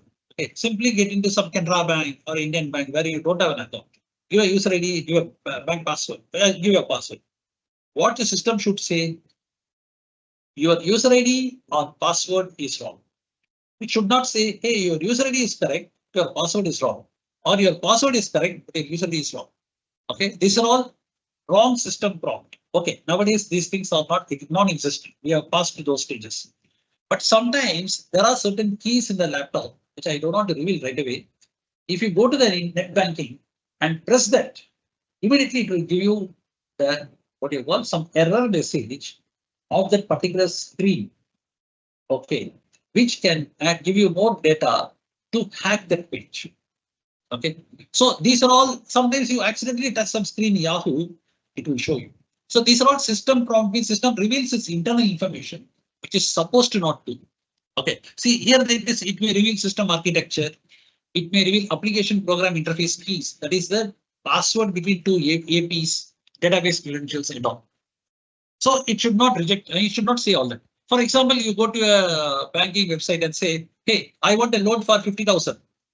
So it may say, no, for 50,000, I want a loan for 5 lakhs. No, for 5 lakh loan, you please approach a regional manager. It should not say that. Similarly, it's revealing a filtering criteria. No, this you should not speak here, you speak there. Nothing should come from there. I mean, you understood, right? No filtering criteria, no rules should be revealed by the system. This is another system prompt leakage, like a countermeasure. Similarly, it may say a manager will have better privileges, a deputy manager has more less privileges, and all that. These things should not be revealed outside. So again, which I spoke now, here one important philosophy they are giving. Your system prompt is about, you can see always, this is one of the wisdom philosophy. You rely on your system prompt to give only information to the user, what is required. But system prompt don't rely on to make controls on it itself. It is incapable. So there should be something outside to monitor the system prompt and filter the system prompt. That is, in cybersecurity, there is a strange law. We say, use a kitchen for kitchen, use a washroom only for washroom. What is the meaning of it? If you take a mobile, use only for calling. But nowadays, mobile is used for all sorts of things. So we are landing in trouble. If a mobile is fit only for calling people and it is used only for calling, it has nothing other functionality, no problem comes. But a mobile becomes all in one. Similarly, here, your system prompt should be allowed to only give the user the needed information. That's it. But you don't make a controller of himself. Meaning, you control the system from outside. So all security controls should be independent of LLM, not in LLM, because LLM is not capable of protecting itself. Vector and embedding weakness. This is a very good threat. This is an 8th threat. Okay, how it comes? This is nothing but this weakness is coming because of retrieval augmented generation. I will give you a very simple philosophy. See, retrieval augmented generation, what it does, it goes outside. Okay? It takes away images, pictures, audios, videos, everything. Okay, but it is not a human being, See, you are a human being. We are all human beings. We look at a picture. So, for example, I looked at a picture of a woman or a human or any other man. Hey, can you draw that? You will remember the picture in picture form in your mind. But RAG will remember everything in number form and keeps all the numbers together. Moment you query the number from here, you query something. Once again, it will convert into a number, and that number and this number is matched. That is in a clustering technology in AI. Then whichever is matching nearby, RAG will come out and give you the information. Okay. Now that is known as vector. Okay. So unauthorized access and data leakage. 1 minute. Just a second. Unauthorized access and data leakage. All this will get into it. Okay.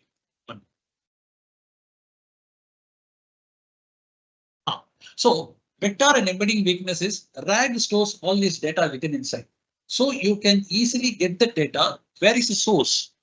Okay, where is the source it is bringing? You can get sometimes cross context information leaks. That is, when it handles data for multi-tenant, multi-people, you may intentionally or unintentionally get data from other people. Then embedding inversion attack. That is, if a number called 50 reaches this image, if somebody gets to know, then he can make an inversion attack to find out what is the real source of that information. Some data poisoning attack and behavior alteration. Behavior alteration is a very funny concept, I'll tell you. You go to a chatbot and say, I took a loan. I have a loan of so-and-so, how to repay? You with not more information. You simply say this question. It says, please pay as soon as possible within your income. So here it speaks with emotion, so-called emotion. If the more next time you say more information you give, I wanted 50,000, I paid this and all. So it becomes more and more what you call of sophisticated and says you better cut down your expenses. You don't, you cut down all your expenses. You don't eat one time in a day and pay your loans quickly. Supposedly it is less emotion. It becomes very what you call harsh. So this is one of the threat which is shown by vector and embedding weakness.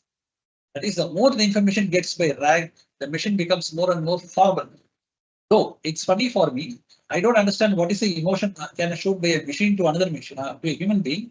So these are all coming from American terminology. So I'm with amusement, I'm sharing this also, behavior alteration. So permission and access control, data validation. So that is, in simple point, RAG is going outside and picking the data. Now check where it goes and picks up the data, vet the data, whether the data source is correct, and remove access control and make it very strict so that the repository of RAG's information should not be revealed to anyone. So basically vector and embedding weakness, or rather vector embedding, this term often you will come across.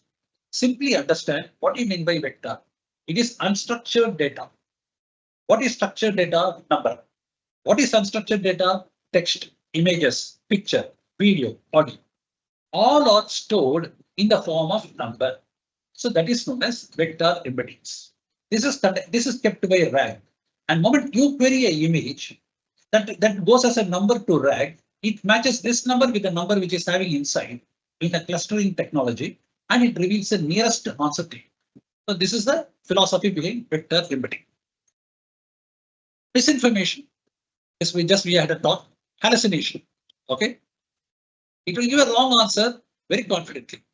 So it gave us some factual inaccuracy to Air Canada. Air Canada clients went and queried ChatGPT. And what happened? It gave wrong information and they landed in trouble.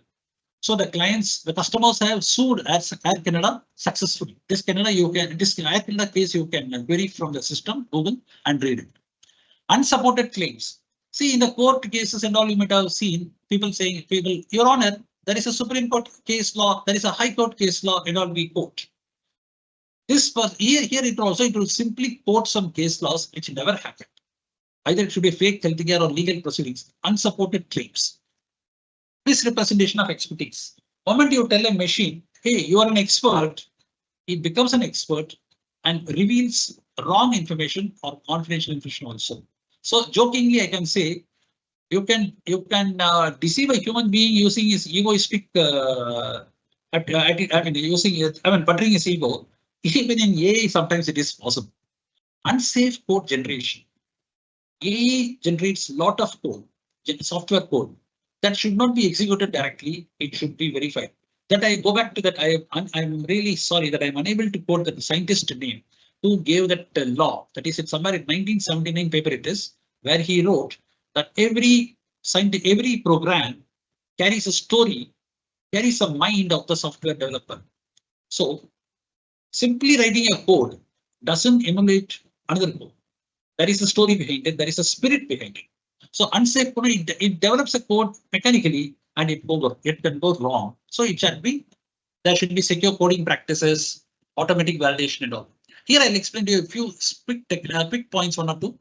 Misinformation preventive strategy. See, retrieval augmented generation is for both sides. If you don't use RAG, you'll get wrong information. If you use RAG, you have to be careful and you vet it out correctly. But usage of RAG will help you in prevention of hallucinations. Model fine tuning. This is a very good example. I'll tell you. You have to fine tune the model. See, there will be huge model, and you are giving a job. Okay, very trivia job. Say, for example, you are sitting in a home and watching a TV. Okay, a teacup is kept near your table. What do you do?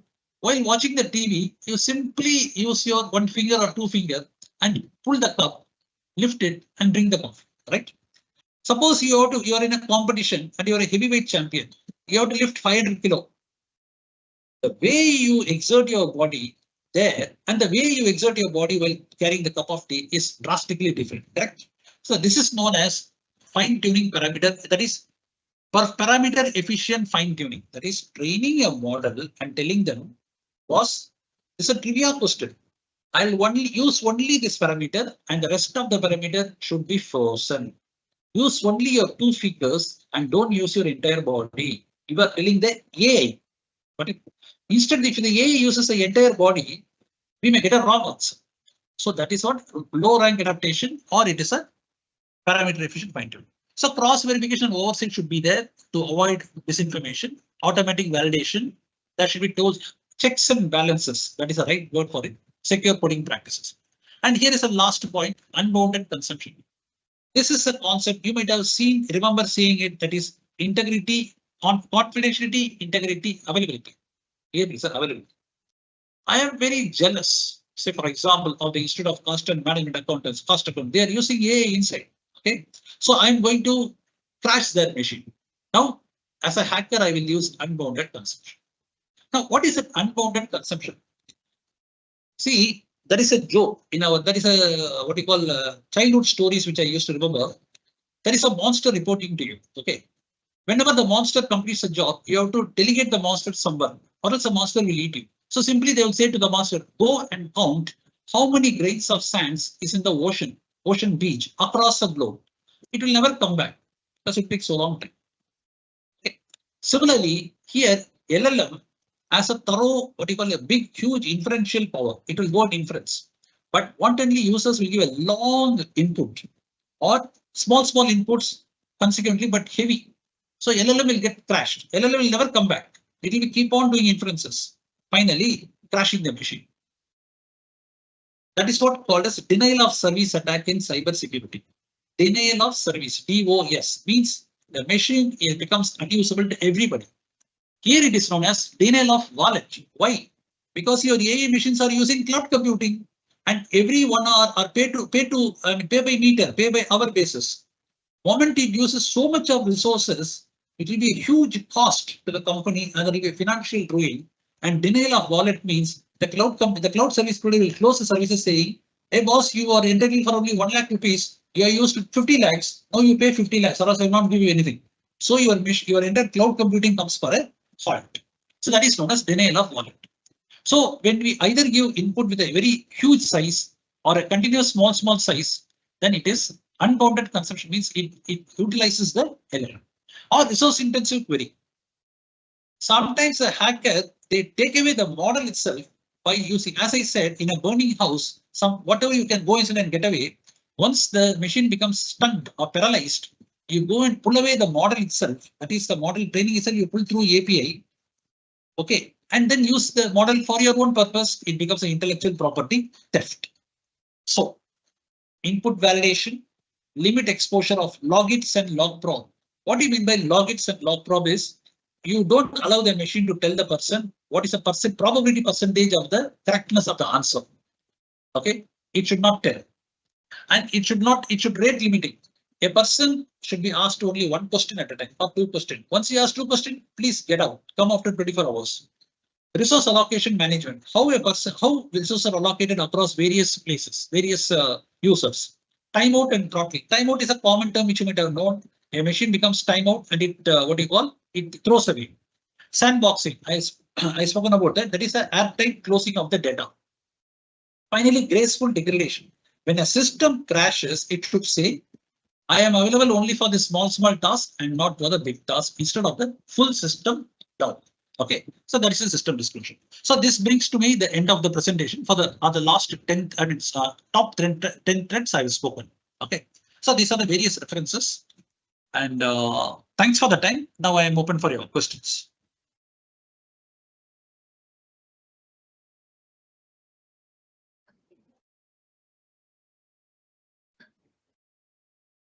Sir, if you can just open your camera, sir.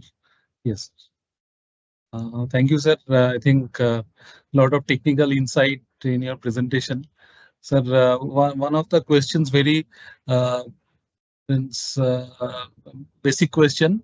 Sir, what is patching? If you can explain in layman terms. Patching. Patching. Yeah.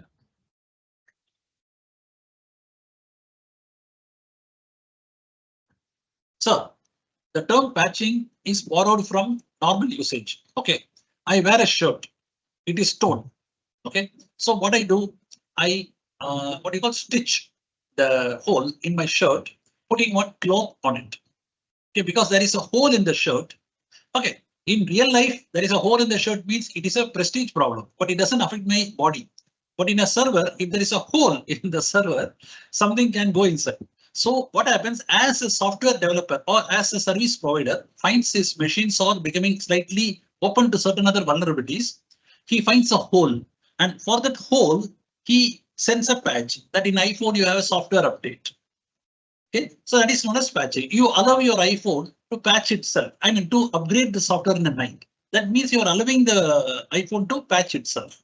It's to close the hole which has become open because of system degradation or because of system upgradation, because of advanced techniques of hacking, various other reasons.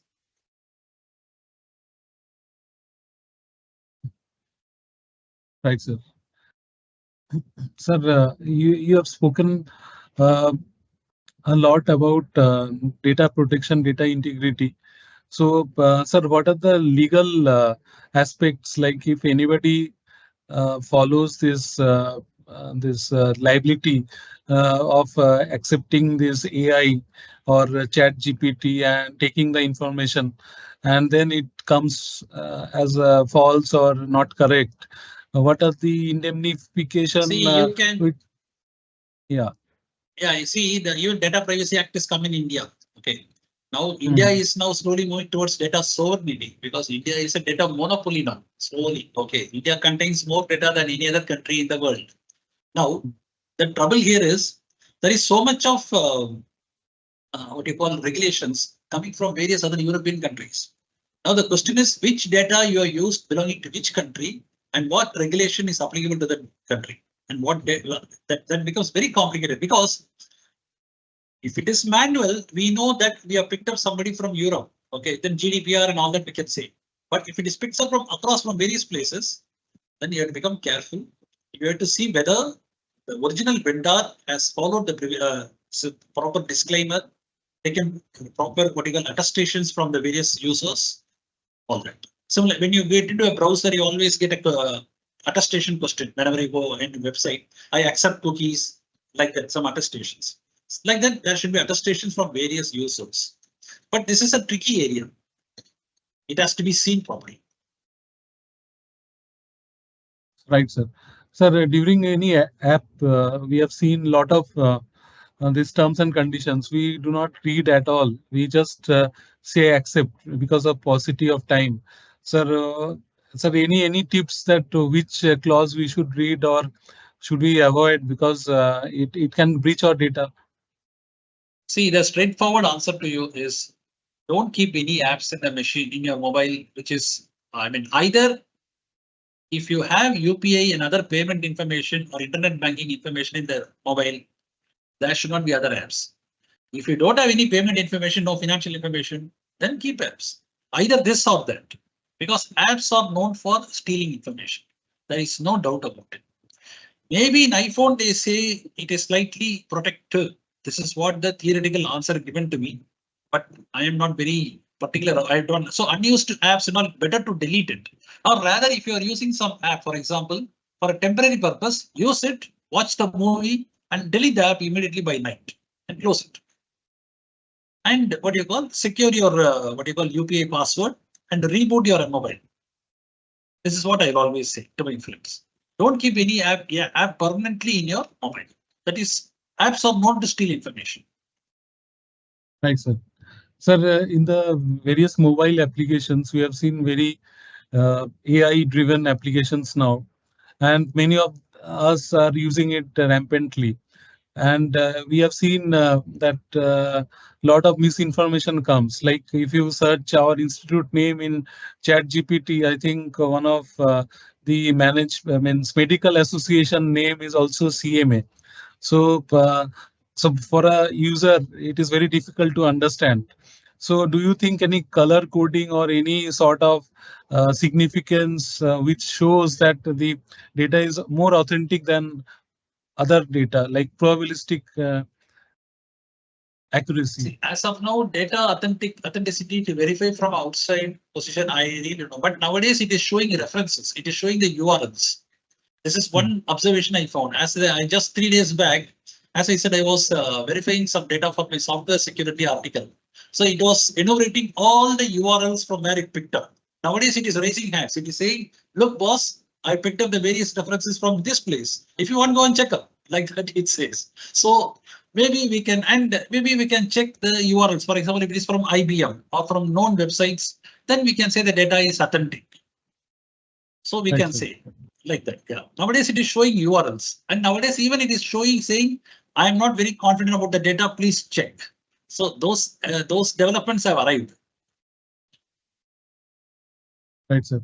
Sir, you being a cost accountant and practicing member, you have seen both the sides of the coin, like being an auditor and also this dealing with data and this AI. What do you feel? Which areas as CMAs we should concentrate so that this profession we can come to this profession and be as a role model for the others? See, every technology, there is a big question. What is the cost? And what is the cost effectiveness we are getting out of it? Every CEO will have this problem. What is the ROI I'm getting from this data? And what is the ROI I'm getting from this technology by adapting? Cost effectiveness can play a big role there. I always exploited that role only during my lifetime. That is called technology governance, where I played a big role that giving ROI concepts on Oracle implementation, various server implementation, technology implementation. What is a financial outgo? What is a financial impact of having a technology to the organization? That a CEO will always love to hear that. But for that to do that, one should be master of technology also, in addition to being a master of management accounting, and also how to apply various management accounting metrics to the various facets of technology. One should know. Simply only knowing management accounting and being oblivious of technology will not help a person to discuss about technology, because when he comes to the board, he will be overrun by technology guys saying, you don't understand technology, what do you know, like that. So we have to speak authoritatively on technology, and then thereafter come with management accounting concepts to say that how beneficial it is to the organization in monetary terms. So Right. We have a huge, I can say we have a huge potential. We have any management accounting concepts have a huge potential, but it will, the point is, see, management accounting itself is found by an engineer only, ultimately. Fundamentally, it is found by an engineer. Okay, so it is having engineer roots. So it is found by a CEO who was, I mean, frustrated with this, what is a development, what is the financial improvement I am making using all this. So we have to mix up this all. Cost accountant has a huge potential in applying best practices in technology adaptation, applying cost measures in technology adaptation, applying ROI and strategic, I mean, but strategic forecasting on collaborating with the technology. Right, sir. Sir, we know about our cost accounting standards, cost auditing standards, or normal accounting standards. Do you think any standards are specified for agentic AI so that we can have the best practices internationally? We should come out with cost accounting standards for various pricing of technology or evaluating technology. That is a crucial area which we need to venture inside. Our standards, I think we are still in the nascent stage. We should go very quickly there. Right. Sir, you have spoken about a lot of limitations of this AI and various other forms. Do you think in our country, considering our internet is picking up, our usage is increasing day by day, so that we should have a sort of literacy, that is AI literacy, which presently I think we are not having. We are using it rampantly. It is, I'm talking about for retrieving any information from the internet. We are using it without knowing. Many of the people have fallen prey to that. They have lost a lot of money, lot of resource. Now, sir, a lot of new concepts have come, like this WhatsApp fraud, and then cyber fraud in various forms, like your digital arrest and other things. So, sir, how do you think that should it be a part of the school curriculum or university curriculum to help enable people? See, there should be a lot of awareness. Even Yes. all banking frauds, when it happens with the customers, whenever I worked in as a CISO on deputation to various PSU banks, we always got for awareness to the customers. There is no technology involved, it's awareness. The more and more awareness to the normal lay people is what matters. I mean, many information security organizations are doing it to the reaching out to the lay people. Maybe at the institute level also we can do user awareness training or general user awareness webinars for all other people in the what you call even not cost accountants or at all, but general awareness we can conduct or creating pamphlets. And Government of India is doing a lot there in that area. I know that, and is coming out with a lot of what you call now cyber security, that agency, and even Reserve Bank is coming out with advertisements stating how how one should be careful. But the more and more functionality, it is moving forward, and people have to be more and more careful. As I said, anything which is too good to be true, it has to be looked at with suspicion. So that is what it is. And even when we use advanced functionality and all in our machines, we have to be careful with that. That is comes with it. But as you rightly asked, it goes with a lot of user awareness and going and speaking to a lot of people. Thank you, sir. I think another question has come. Do you develop a financial governance stochastic model through LLM applications? Again, do you develop a financial governance stochastic model? Stochastic model. Yeah, it's there. Yeah. It's there. LLM can do. Yes. Yes.